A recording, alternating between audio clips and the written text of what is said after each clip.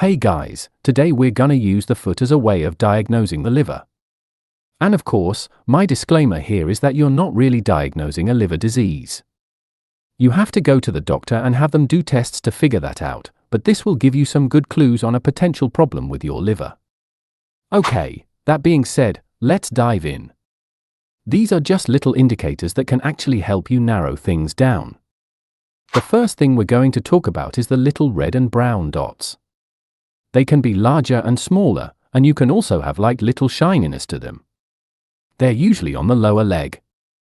That is poor circulation, and that is usually a liver problem.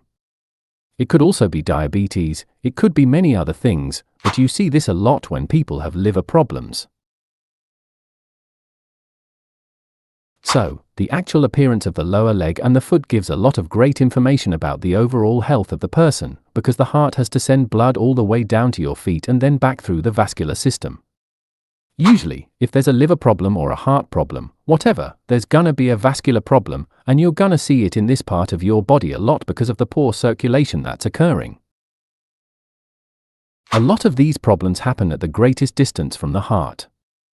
And also, even with diabetes, for example, you see neurological problems in your feet and your hands because of that fact, because it affects the distal fingers, which is the point furthest away from the heart.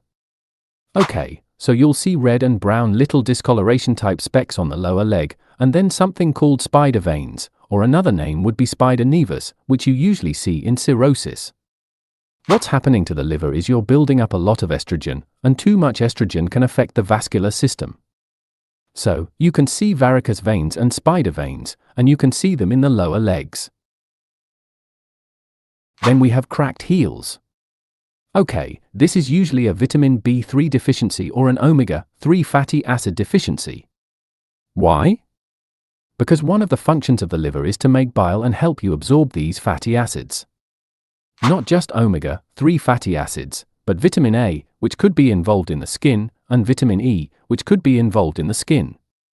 Those are fat-soluble vitamins.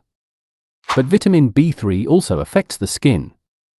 Other B vitamins also can affect the skin as well, just how they relate to the cofactor to help the enzymes work, especially with proteins. So, B3 deficiency can create a problem. Another name for that would be pellagra. People with pellagra, which is a B3 deficiency, have a lot of skin issues. Alright, itch of the foot, usually in the bottom of the foot, that is a backup of fluids into the liver. It's a congested liver. It could be bile backing up and you're getting a buildup of histamines. A congested liver. So, you could have itching in the foot. Also, you can have pain or inflammation in the bottom of the foot. A lot of times, people associate that with something called plantar fasciitis, where it's really not quite a fasciitis, it's just a liver problem. And then you also have hot feet.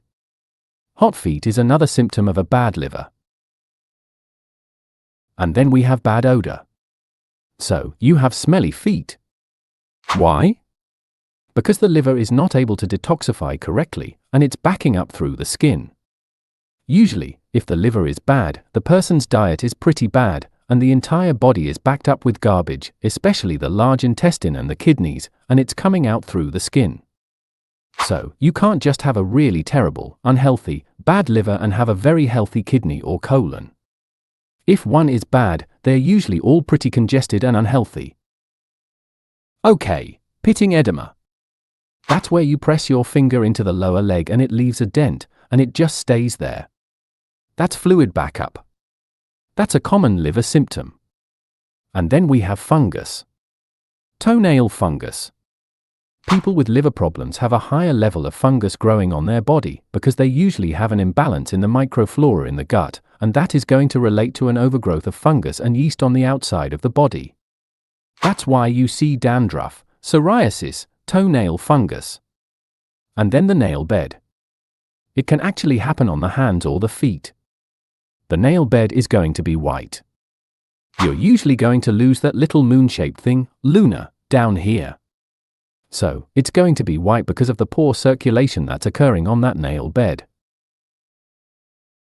Alright, so then the next question is, what really causes liver problems?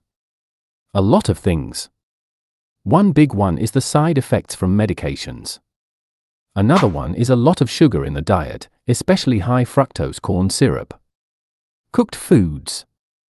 So, if you're just having canned foods, which are pasteurized, and you're not having anything raw, that's eventually going to be very, very hard on the liver and the kidney. And also, a lack of any vegetables. And if you're eating junk food combined with that, you have no enzymes to put in the body, no antioxidants from these vegetables, so that can be a problem. Excessive alcohol, that's a given. And then excessive protein. So, if you're doing massive amounts of protein, it builds up a lot of nitrogen waste over time.